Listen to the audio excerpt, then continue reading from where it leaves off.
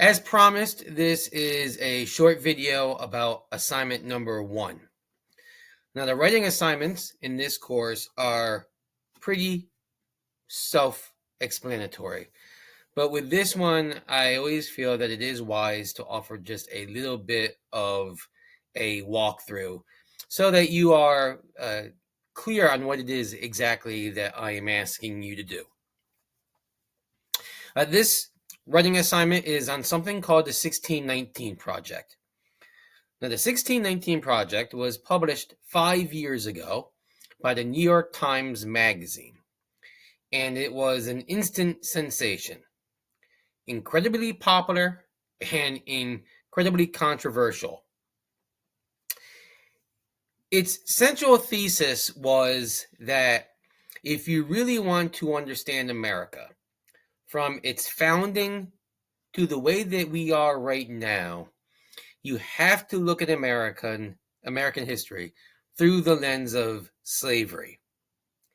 That is to say that slavery shaped so much of what this country is about. Our history, our economy, even our elements of our culture.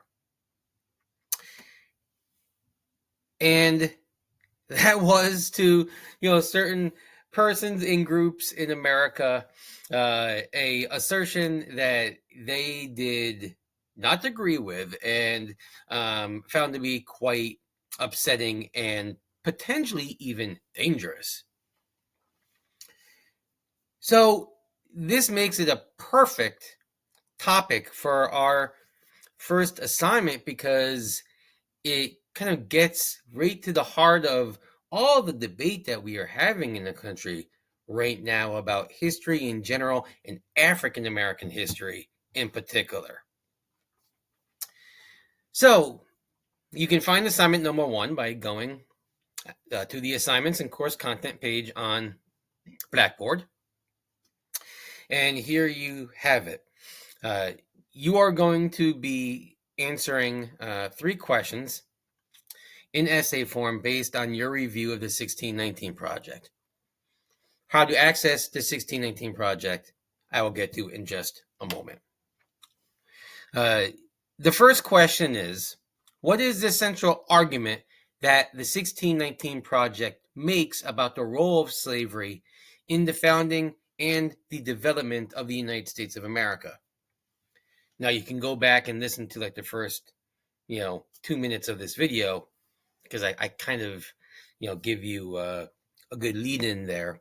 But certainly in your review of the 1619 Project, it will become very clear what it is that they are arguing about, the impact, the role that slavery has had on the development of the United States of America over hundreds of years. Number 2, provide 2 specific examples provided by the 1619 Project on how slavery has affected the continued development of the United States. Examples, as I'll show you in just a moment, may run from how slavery impacted the development of our economy to the formation of our criminal justice system and beyond. The 1619 Project offers various examples, and we'll see that when I open up that source in just a moment. Now, for number 2, it has to, your response has to be far more involved than what is stated here. If you just tell me in your submission that slavery affected the shape of our economy or of our criminal justice system, that's not going to get you a very good grade. You have to kind of get in depth about how it shaped those things.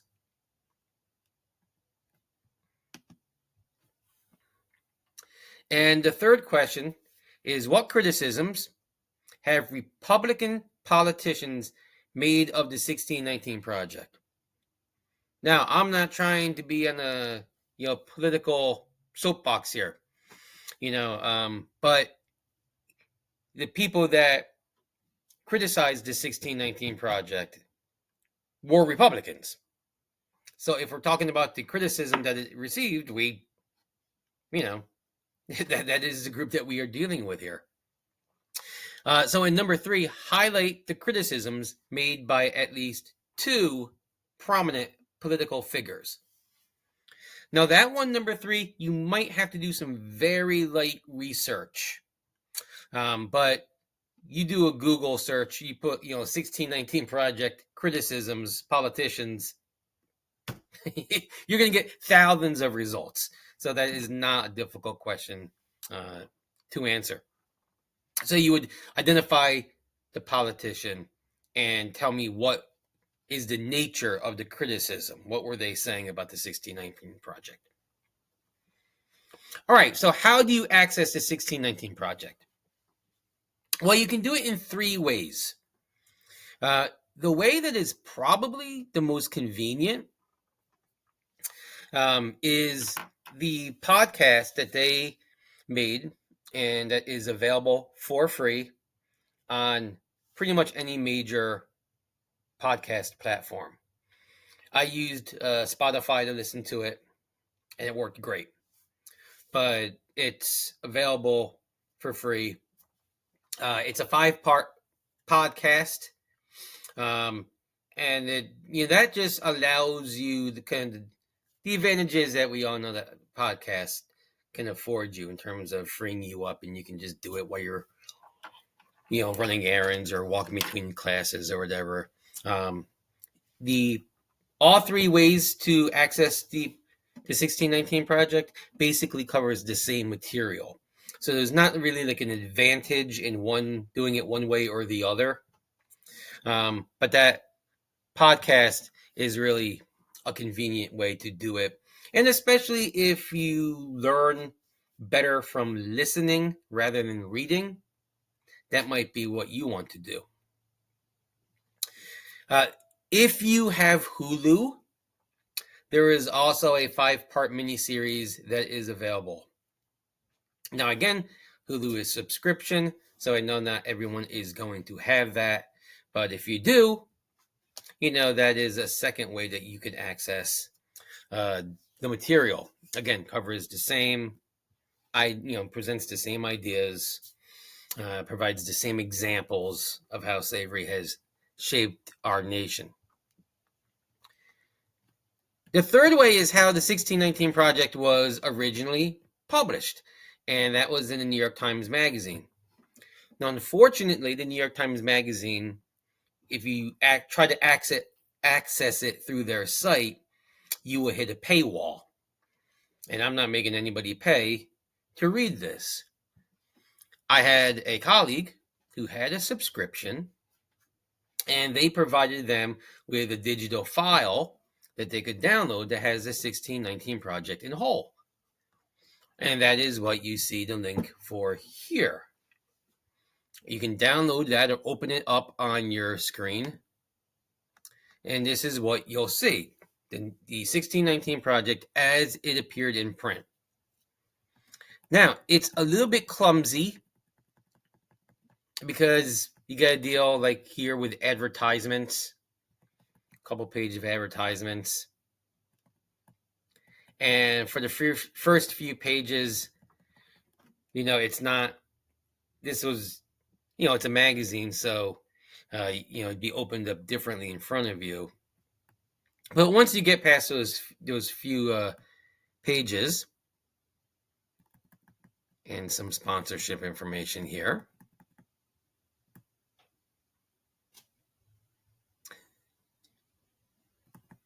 then you get into the 1619 Project. Now, as you may be able to see, in whole, it's 100 pages long. Obviously, I'm not expecting, nor would I really want you to read all 100 pages. However, in these 100 pages, there's like 10 or 11 different essays that present different ways on how slavery affected the development of the United States. So, for example, starting on page 30, there is an essay on how slavery shaped the development of the American economy. and how a lot of the inequalities that still exist in our economic system were put in place surrounding the growth of slavery. And this is not a long essay. This is just a few pages.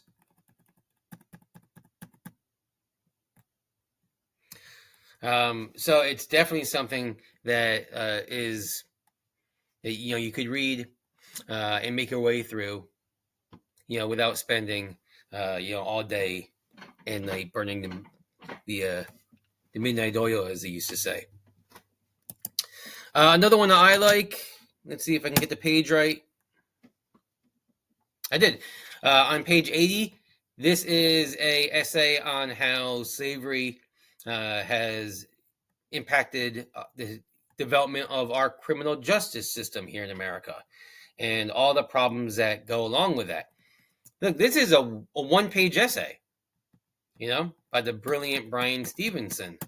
So, you can go through the 1619 Project in this manner, and it kind of lays out in the most, probably clear terms, how slavery has not only shaped America's past, but is still very much with us today. That's kind of like one of the ideas of the 1619 Project. Like, yeah, slavery happened in the past. Why are we still talking about this stuff now? Isn't that, a long time ago? Well, no, it still affects so many of the things that define our lives here in America.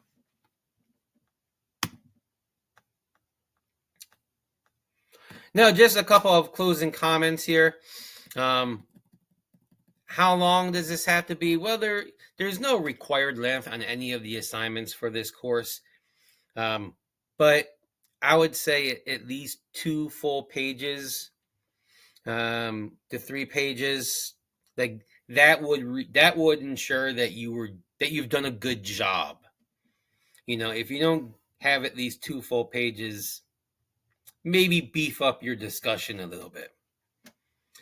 Now that is assuming double spaced, 12 font,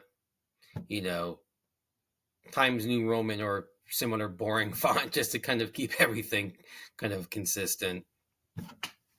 And there we go. You can see with the source why it was, something that I just wanted to make sure that you kind of understood how to access it and what it was that I was asking you. But hopefully you enjoy this assignment. You get something out of it. For now, everyone, have a nice day.